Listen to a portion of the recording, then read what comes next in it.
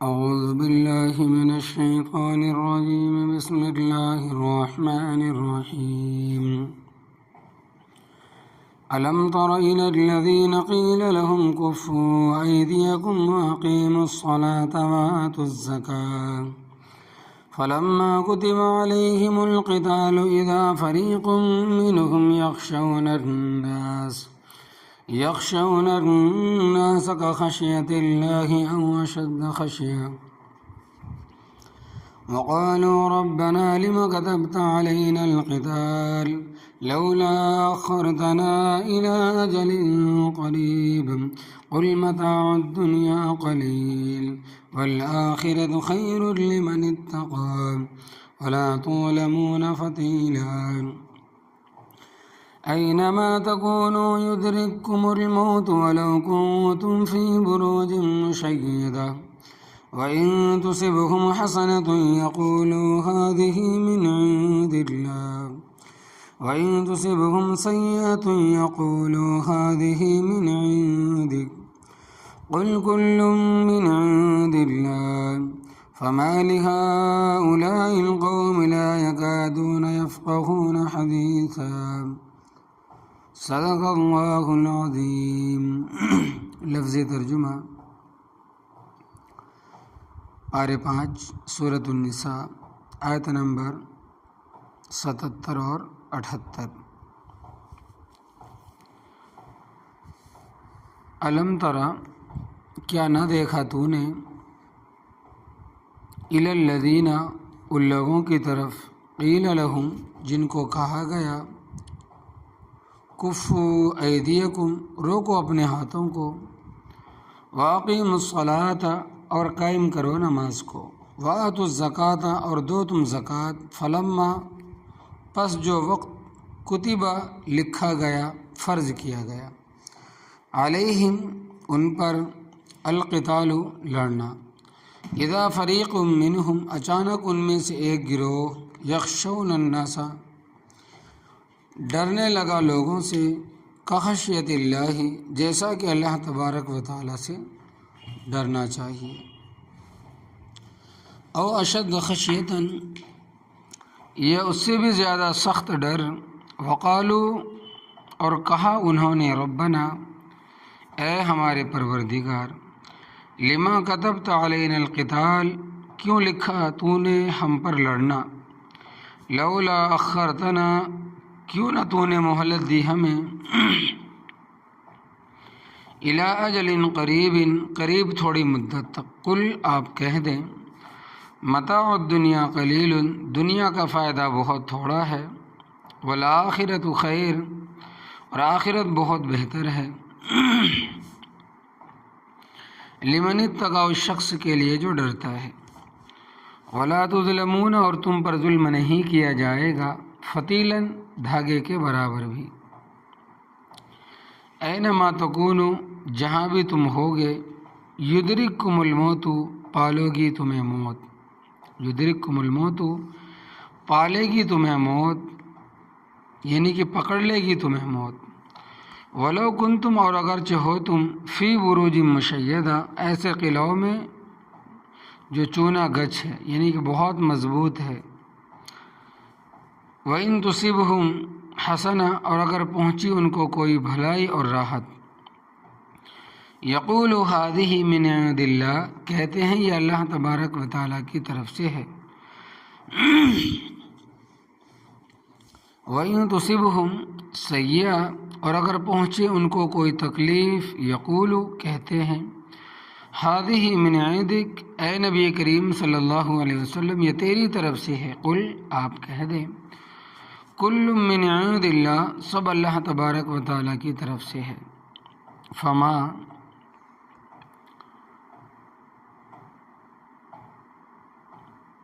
لی پس کیا ہو گیا ہؤلاء القوم اس قوم کو لا یکادون نہیں قریب یفقہون حدیثاً کہ سمجھیں بات کو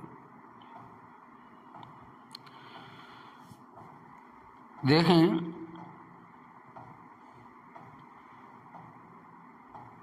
کہ نبی کریم صلی اللہ علیہ وسلم نے نبوت عطا ہونے کے بعد جب تبلیغ شروع فرمائی تو مردوں میں سب سے پہلے حضرت ابوبکر صدیق رضی اللہ تعالیٰ عنہ نے کلمہ پڑھا، اور عورتوں میں سب سے پہلے حضرت خدیجہ رضی اللہ تعالیٰ عنہ نے کلمہ پڑھا، اور غلاموں میں سب سے پہلے حضرت زید ابن حارثہ رضی اللہ تعالیٰ عنہ نے کلمہ پڑھا،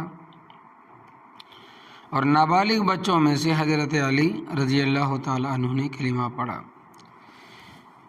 ابتدائی دنوں میں مشرکین مکہ دیکھتے رہے یہ کیا کرتے ہیں اور کیا کہتے ہیں، مگر جب انہوں نے سمجھ لیا کہ لا الہ الا اللہ میں ہمارے سارے معبودوں کا رد ہے، کٹ ہے، توڑ ہے، ختم ہے، اور اس سے ہمارے عقیدے پر زد پڑتی ہے، مات پڑتی ہے، تو انہوں نے مخالفت شروع کر دی، کیونکہ عقیدہ عقیدہ ہوتا ہے، چاہے کسی کا ہو، سچا ہو یا پھر جھوٹا ہو۔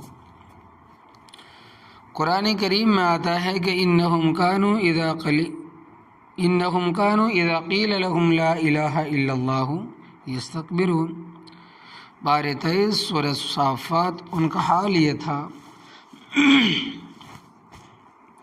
کہ جب ان سے کہا جاتا تھا کہ اللہ تبارک و تعالیٰ کے سوا کوئی معبود نہیں، کوئی حاجت روا نہیں، کوئی مشکل کشا نہیں، کوئی فریاد کا سننے والا نہیں، کوئی دستگیر نہیں، کوئی قانون ساز نہیں، کوئی حاکم نہیں، صرف اللہ تبارک و تعالیٰ ہے، تو تکبر کرتے اچھلتے کہ اس نے یہ کیا کہہ دیا، کوئی نہیں، نہ لات ہے، نہ منات ہے، نہ عزا ہے، نہ حبل ہے۔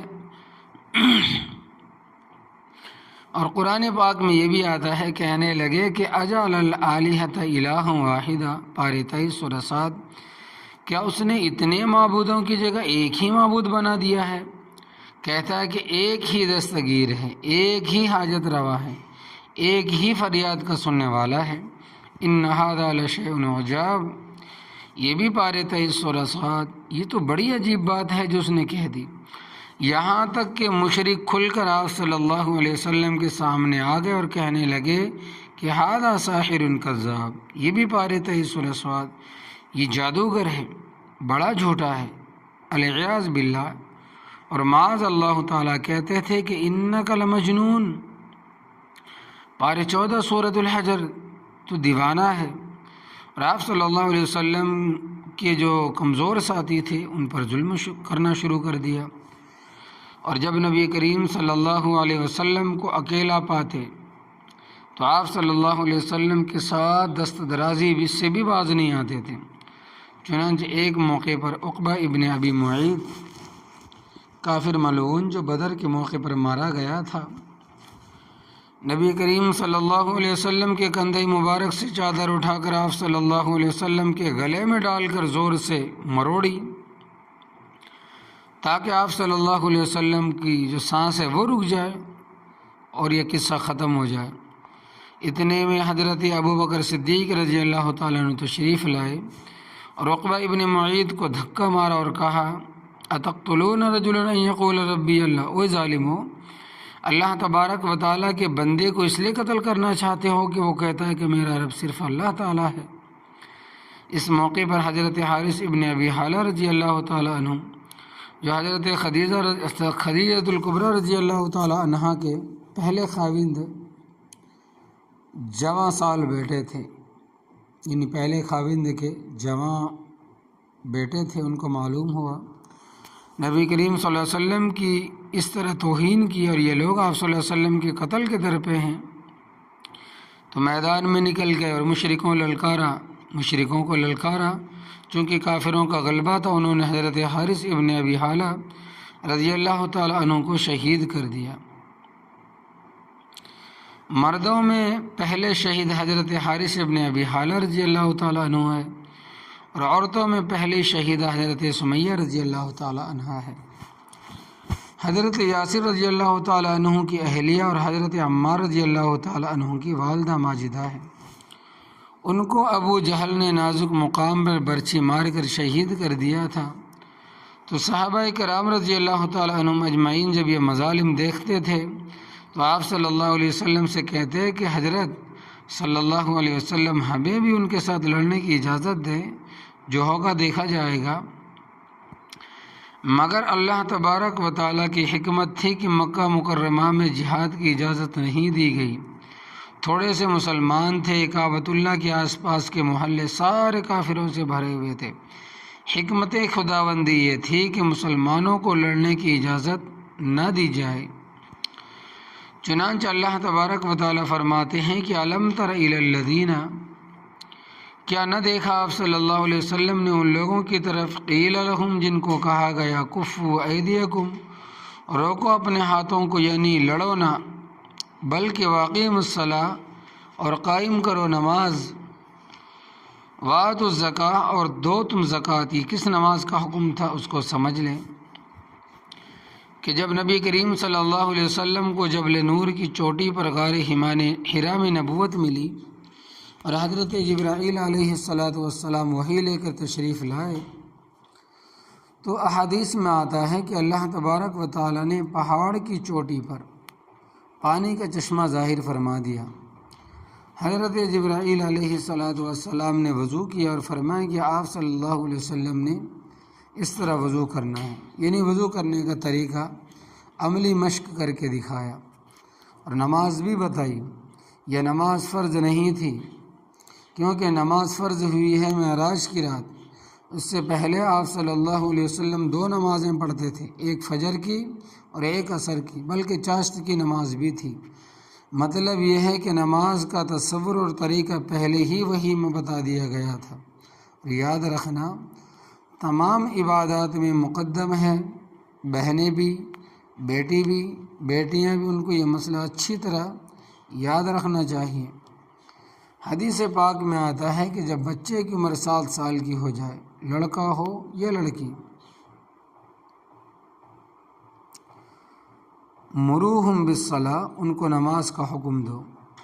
اس سے یہ بات بھی سمجھ میں آ گئی کہ 7 سال کی عمر سے پہلے بچوں کو نماز یاد ہونی چاہیے، کیونکہ نماز آئے گی تو پڑھیں گے۔ تو حکم ہے بڑوں کو کہ چھوٹوں کو نماز کا حکم دے، اگر حکم نہیں دیں گے تو گنہگار ہوں گے۔ اب باپ حکم نہیں لگاتا، گنہگار ہے، ماں حکم نہیں دیتی، گنہگار ہے، دادا دادی زندہ ہیں، حکم نہیں دیتے، گنہگار ہوگا۔ بڑا بھائی بڑی بہن ہے، اگر حکم نہیں دیتے تو گنہگار ہے۔ گھر میں رہنے والے جتنے بھی بڑے، ان کی ذمہ داری ہے کہ جب بچہ بچی 7 سال کے ہو جائے انہیں نماز کا حکم دیا جائے۔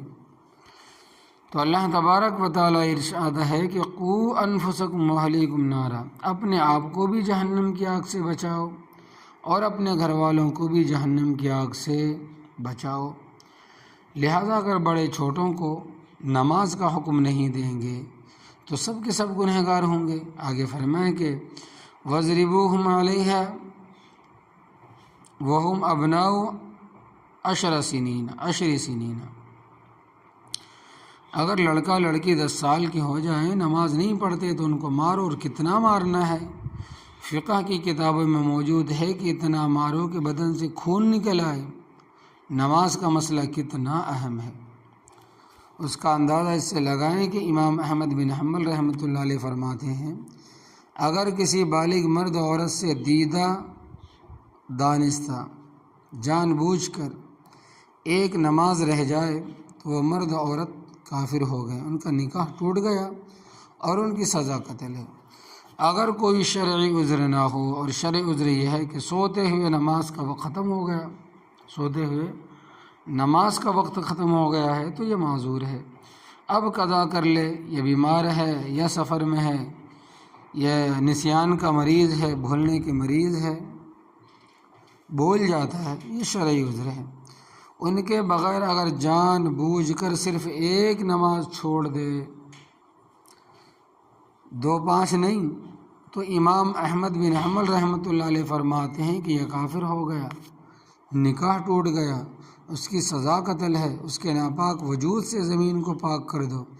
باقی 3 امام فرماتے ہیں اگر نماز کا منکر نہیں ہے اور کہتا ہے کہ نماز فرض ہے اور دیدہ دانستہ اس سے نماز رہ گئی تو وہ کافر نہیں ہے، مگر گنہگار ہے۔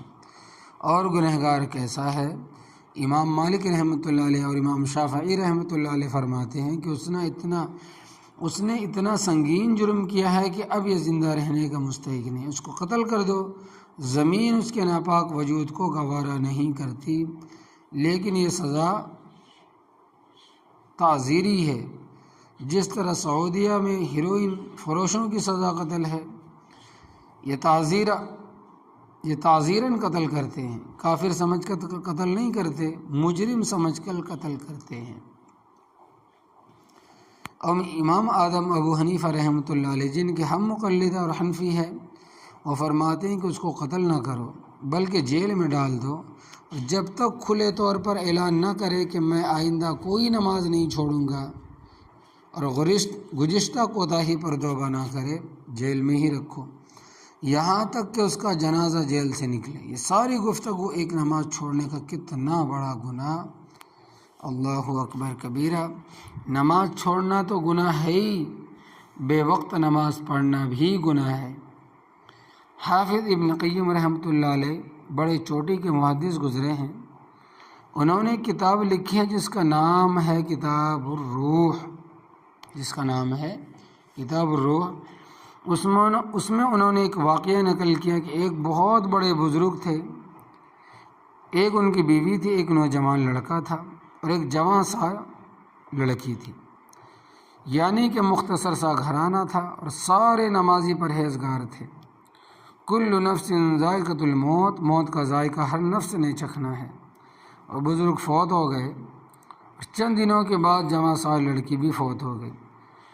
لوگوں نے جنازہ پڑھا کر بچی کو دفن کر دیا۔ جب واپس ہونے لگے تو دیکھا کہ بچی کی قبر سے آگ کے شعلے نکلنے شروع ہو گئے۔ سب لوگ حیران ہو گئے کہ بڑے نیک آدمی کی بیٹی تھی، قصہ کیا ہوا؟ بیٹا گھر گیا اور تلوار پکڑ کر ماں کے سر پر کھڑا ہو گیا کہ مجھے بتا کہ میری بہن میں کیا عیب تھا۔ والدہ یہ سمجھی کہ چند دن پہلے اس کا باپ فوت ہو گیا تھا اور اب جوان سال بہن فوت ہو گئی، بیچارے کا دماغ توازن ٹھیک نہیں ہے، بدحواس ہو کر اس طرح کر رہا ہے۔ والدہ بڑے حوصلے والی تھی، کہنے لگی کہ بیٹا دیکھو، تیرا والد تھا اور میرا خاوند تھا، یہ تیری بہن تھی، میری بیٹی تھی، مجھے بھی صدمہ ہے، برداشت کر۔ لڑکے نے کہا کہ امی، صدمے کی کوئی بات نہیں، مجھے یہ بتا کہ میری بہن میں عیب کیا تھا، غلطی کیا تھی؟ کیونکہ اللہ تبارک و تعالیٰ کسی پر ظلم نہیں کرتا۔ سب لوگوں نے آنکھوں سے دیکھا کہ دفن کرنے کے بعد میری بہن کی قبر سے آگ کے شعلے نکلے ہیں۔ ماں نے کہا کہ بیٹا، اس میں کوئی عیب نہیں تھا، سوائے اس کے کہ نماز تاخیر سے پڑھتی تھی، وقت کو ٹال مٹول کر پڑھتی تھی۔ علماء وقت نے بتایا کہ یہی گناہ تھا، اس لیے بیٹیوں اپنا نظام الاوقات بناؤ اور نماز وقت پر ادا کرو، جب مستحب داخل ہو جائے تو اس سے تاخیر نہ کرو، بڑا گناہ ہے۔ وقت نکل جانے کے بعد اگر قضا نماز بھی پڑھ لی تو بھی ایسا گناہ ہے۔ اللہ حفاظت فرمائے، آمین۔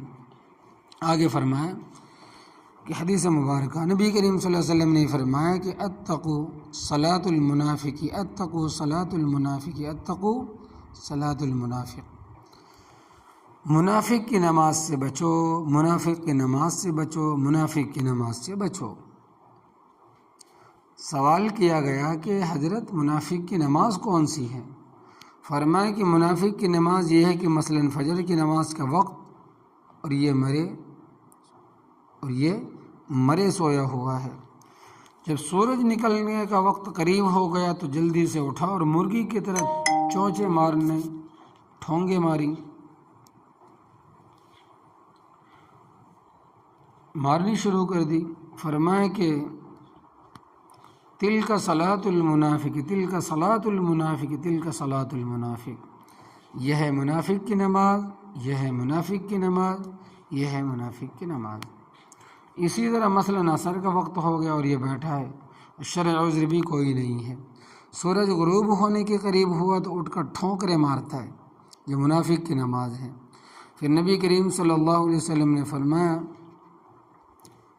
کہ من فاتتہ صلاۃ العصر فکأنما وطر اہلہ و مالہ، جس شخص کی عصر کی نماز رہ گئی یوں سمجھو کہ اس کا سارا گھر بھی لوٹا گیا اور گھر کے سارے افراد بھی مر گئے۔ ایک نماز عصر کی چھوڑنے کی وجہ سے کہ اس شخص کی جس کی نماز عصر کی رہ گئی یوں سمجھو کہ اس کا سارا گھر بھی لوٹا گیا، گھر کے سارے افراد بھی مر گئے۔ اندازہ کرو کہ گھر کے سارے افراد اکٹھے مرے تو کتنا صدمہ، اور ساتھ ہی گھر کا سارا اثاثہ بھی لوٹا جائے یا جل جائے تو کتنا صدمہ ہوگا۔ اس لیے نمازوں کا خیال رکھا جائے۔ اور یہ مسئلہ بھی میں نے بارہا بیان کیا ہے کہ اگر ایک نماز کسی مرد عورت کے ذمہ ہے تو کروڑ مرتبہ توبہ کرنے سے بھی معاف نہیں ہوتی، نہ روزہ معاف ہوتا ہے جب تک ان کی قضا نہ کرو گے۔ لہٰذا اپنی اپنی نمازوں کا باقاعدہ حساب لگاؤ، کس تاریخ سے ہم بالغ ہوئے ہیں اور اب تک کتنی نمازیں چھوٹ گئی ہے، ان کو ادا کرو۔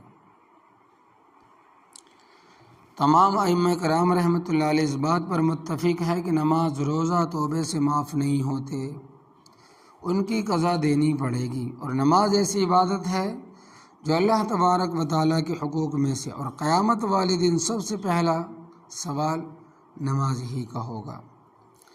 حدیث پاک میں آتا ہے کہ اول ما یحاسب العبد یوم القیامت الصلاۃ، پہلی وہ چیز جس کا بندے سے حساب ہوگا وہ نماز ہے، یعنی پہلا پرچہ ہی نماز کا ہے۔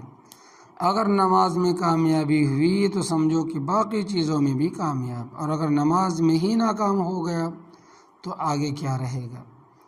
اس لیے قرآن و حدیث میں نماز کی بڑی تاکید آئی اور فرمایا ہے کہ اقیم الصلاۃ، نماز کو قائم کرو۔ اور قیام کا مطلب ہے کہ نماز کے فرائض، واجبات، مستحبات کا لحاظ کر کے پڑھو۔ قیام میں تمہاری نگاہ سجدے کی جگہ پر، ادھر ادھر نہ دیکھو، نہایت خشوع و خضوع اور سکون کے ساتھ نماز پڑھو، اور یہ سمجھ کر نماز پڑھو یہ میری آخری نماز ہے۔ وآتوا الزکاۃ، اور دو تم زکوٰۃ کے متعلق میں کئی مرتبہ درس میں بیان کرتا رہتا ہوں، اور جمعے میں بھی زکوٰۃ مرد پر بھی فرض ہے اور عورت پر بھی، اگر صاحب نصاب ہو قمری سال کے اعتبار سے ادا کرنی ہے، یعنی چاند کے سال سے ادا کرنی ہے، محرم سفر یہ جو مہینہ ہے اس کے اعتبار سے۔ مثال کے طور پر اگر آپ نے گزشتہ سال 5 رمضان المبارک کو زکوٰۃ دی تھی تو اس سال 5 رمضان المبارک کو پھر زکوٰۃ ادا کرو۔ اور زکوٰۃ صاحب نصاب پر فرض عین ہے، خود ادا کرنی ہے۔ اس سلسلے میں عورت اپنے خاوند سے پوچھنے کی پابند نہیں ہے، اور بعض لوگ اس غلط فہمی میں مبتلا ہے کہ جو زیور استعمال میں ہے اس پر زکوٰۃ نہیں ہے۔ یہ بات بالکل غلط ہے، بلکہ اس میں بھی باقاعدہ زکوٰۃ ہے۔ چنانچہ ابو داؤد شریف اور دیگر احادیث کی کتابوں میں روایت ہے کہ نبی کریم صلی اللہ علیہ وسلم نے حضرت زینب رضی اللہ تعالیٰ عنہ کے ہاتھ میں کڑے دیکھے، فرمایا کیا تو ان کی زکوٰۃ ادا کرتی ہے؟ انہوں نے کہا کہ حضرت مجھے تو معلوم نہیں۔ آپ صلی اللہ علیہ وسلم نے فرمایا کیا تو اس کو پسند کرتی ہے کہ تجھے دوزخ کی آگ کے کڑے پہنائے جائے؟ اسی طرح 2 عورتیں آئی، ماں بیٹی تھی، بیٹی کے ہاتھ میں سونے کے 2 موٹے موٹے کڑے تھے۔ آپ صلی اللہ علیہ وسلم نے فرمایا کہ تو تم اس کی زکوٰۃ ادا کرتی ہو؟ فالتا لا، انہوں نے کہا کہ نہیں، ہمیں تو مسئلے کا علم ہے ہی نہیں۔ تو آپ صلی اللہ علیہ وسلم نے فرمایا کیا تم اس بات کو پسند کرتی ہو کہ تمہیں دوزخ میں ڈالا جائے اور دوزخ کے کڑے پہنائے جائے؟ وہ بچی کڑونوں کی خود مالک تھی، اتار کر پھینک دیے اور کہنے لگی کہ حضرت یہ میری طرف سے وقف ہے، جو چاہے اٹھا لے، میں دوزخ جانے کے لیے تیار بالکل بھی نہیں۔ آگے فرمایا کہ فلما کتب علیہم القتال، پس جب لکھا گیا، فرض کیا گیا ان پر لڑنا، اذا فریق منہم، تو اچانک ان میں سے ایک گروہ، یخشون الناس، ڈرنے لگا لوگوں سے، خشیت اللہ، جیسا کہ اللہ تبارک و تعالیٰ سے ڈرنا چاہیے، او اشد خشیہ، یا اس سے بھی زیادہ سخت ڈرنا۔ یاد رکھنا طبی طور پر ہر کسی چیز سے ڈرنا ایمان کے خلاف نہیں ہے، مثلا سانپ سے ڈرنا، چیتے سے ڈرنا، دشمن سے خوف کھانا، اس سے ایمان پر کسی قسم کی کوئی زد نہیں پڑتی، کوئی پریشانی لاحق نہیں آتی ایمان کے اوپر۔ قرآن کریم میں ہے کہ حضرت موسیٰ علیہ السلام جب مدین سے واپس مصر تشریف لا رہے تھے راستے میں طور کے دامن میں اللہ تبارک و تعالیٰ نے نبوت عطا فرمائی اور موسیٰ علیہ السلام کو معجزہ بھی عطا فرمایا۔ اللہ تبارک و تعالیٰ نے فرمایا کہ وَأَنْ أَلْقِ عَصَاكَ، اور یہ کہ اپنی لاٹھی ڈال دو۔ فَلَمَّا رَأَوْهَا تَهْتَزُّ، پھر جب دیکھا وہ حرکت کر رہی ہے، كَأَنَّهَا جَانٌّ، گویا کہ وہ سانپ ہے۔ وَلَّا مُدْبِرًا، تو پیٹ پھیر کر چل پڑے، پیٹ پھیر کر بھاگ کھڑے ہوئے۔ وَلَمْ يُعَقِّبْ، اور پیچھے مڑ کر بھی نہیں دیکھا۔ تو حضرت موسیٰ علیہ السلام نے پیچھے نہ دیکھا۔ ادھر اللہ تبارک و تعالیٰ نے آواز دی کہ یا موسیٰ اقبل، اے موسیٰ آگے آؤ، ولا تخف، اور ڈرو مت، انک من الآمنین، پارے 20 سورہ قصص، بے شک آپ امن پانے والوں میں سے ہے۔ اور دوسرے مقام پر ہے کہ سنعیدھا سیرتھا الاولی، پارے 16 سورہ طٰہٰ، آپ اس پر ہاتھ رکھیں، ہم اس کو پہلے ہی کی طرح لاٹھی بنا دیں گے۔ تو نبی کے ایمان سے زیادہ قوی ایمان کس کا ہو سکتا ہے؟ لہٰذا معلوم ہوا کہ سانپ وغیرہ سے خوف زدہ ہونے سے ایمان پر کوئی زد نہیں پڑتی۔ وقالوا ربنا، اور کہا انہوں نے اے ہمارے پروردگار، یہ منافقوں نے کہا، کیوں کہ مدینہ طیبہ میں منافق پیدا ہو گئے تھے۔ کیا کہا؟ لما کتبت علینا القتال، کیا لکھا تو نے ہم پر لڑنا، جہاد کیوں فرض کیا؟ لولا اخرتنا الی اجل قریب، کیا نہ تو نے مہلت دی تھوڑی مدت تک، کیوں نہ تو نے مہلت دی تھوڑی مدت تک، ابھی ہم پر لڑائی فرض نہ ہوتی، کیونکہ لڑیں گے تو مارے جائیں گے، دنیا میں رہنے کا کچھ اور موقع ملنا چاہیے۔ تو اللہ تبارک و تعالیٰ فرماتے ہیں کہ قل، اے نبی کریم صلی اللہ علیہ وسلم آپ کہہ دیں، متاع الدنیا قلیل، دنیا کا فائدہ بہت تھوڑا ہے، کتنی دیر رہو گے؟ 5 سال، 10 سال، 50 سال، 100 سال، آخر مرنا تو ہے ہی۔ والآخرۃ خیر لمن اتقی، اور آخرت بہت بہتر ہے اس شخص کے لیے جو ڈرتا ہے، تقوی اختیار کرتا ہے۔ تقوی کے معنی نافرمانی سے بچنا۔ ولا تظلمون فتیلا، اور تم پر ظلم نہیں کیا جائے گا، فتیلاً، دھاگے کے برابر بھی۔ فتیلہ کہتے ہیں کھجور کی گٹھلی کے اندر جو دھاگے کی طرح ایک ریشہ ہوتا ہے، یعنی اتنا بھی ظلم نہیں ہوگا۔ اینما تکونوا، جہاں بھی تم ہوگے، یدرککم الموت، پکڑ لے گی تمہیں موت، موت سے کوئی بچ نہیں سکتا۔ وَلَوْ كُنتُمْ فِي بُرُوجٍ مُشَيَّدَةٍ، اگرچہ ہو تم ایسے قلعوں میں جو چونا گچھ ہے، یعنی کہ ایسی جگہ جہاں پہ ہوا بھی نہیں گھستی، اس جگہ بھی موت کا فرشتہ تمہیں پکڑ لے گی۔ پہلے زمانے میں جو پختہ مکان بنائے جاتے تھے وہ چونے سے پختہ کیے جاتے تھے۔ یہ سیمنٹ تو ہمارے زمانے کی ایجاد ہے۔ مطلب یہ ہے کہ اگر کوئی شخص ایسا قلعہ تیار کرے جس کی دیواریں چونے سے بنی ہوئی ہوں، بڑا مضبوط ہو کہ ہوا کے اندر جانے کی گنجائش بھی نہ ہو، اس میں چھپ کر بیٹھ جائے، موت کا فرشتہ وہاں بھی پہنچ جائے گا۔ فرشتوں کے لیے دیواریں ایسی ہے جیسے پرندوں کے لیے ہوا۔ دیکھو ہم قبر پر کتنی مٹی ڈالتے ہیں، ابھی لوگ واپس کھڑے ہوئے ہیں کہ منکر نکیر علیہ السلام وہاں پہنچ جاتے ہیں۔ بعض بچے ماں کے پیٹ میں فوت ہو جاتے ہیں، بظاہر کوئی راستہ نہیں، مگر فرشتہ وہاں بھی پہنچ کر جان نکال لیتا ہے، جس کا نہ ماں کو علم اور نہ کسی اور کو۔ وَإِن تُصِبْهُمْ حَسَنَةٌ، اور اگر پہنچے ان کو کوئی بھلائی اور راحت، یقولوا هَذِهِ مِنْ عِنْدِ اللَّهِ، کہتے ہیں یہ اللہ تبارک و تعالیٰ کی طرف سے ہے۔ امام راضی رحمۃ اللہ علیہ فرماتے ہیں یہ منافقوں کی بات ہے جو بظاہر کلمہ پڑھتے ہیں، مسلمانوں کو اگر کوئی راحت پہنچتی ہے تو کہتے ہیں کہ اللہ تبارک و تعالیٰ کی طرف سے ہے۔ وَإِن تُصِبْهُمْ سَیِّئَةٌ، اور اگر پہنچے ان کو کوئی تکلیف، یقولوا هَذِهِ مِنْ عِنْدِکَ، کہتے ہیں نبی کریم صلی اللہ علیہ وسلم یہ تیری وجہ سے ہے۔ معاذ اللہ تعالیٰ، قل آپ کہہ دیں کل من عند اللہ، سب اللہ تبارک و تعالیٰ کی طرف سے، راحت بھی، تکلیف بھی، بیماری بھی، شفا بھی، غم بھی، خوشی بھی۔ فما ہؤلاء القوم، فما لہؤلاء القوم، پس کیا ہو گیا ہے اس قوم کو، لا یکادون یفقہون حدیثا، نہیں قریب کے سمجھے بات کو اپنا قصور مان لے کہ ہم منافق ہیں، ہم نے دل سے کلمہ نہیں پڑھا۔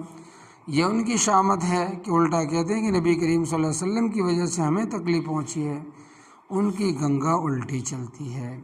تو اللہ تبارک و تعالی نفاق سے بچائے، منافق ہونے سے بچائے، نفاق سے بچائے، اور اللہ تبارک و تعالی ہمارے ایمان کو درست رکھے، محفوظ رکھے، آمین یا رب العالمین۔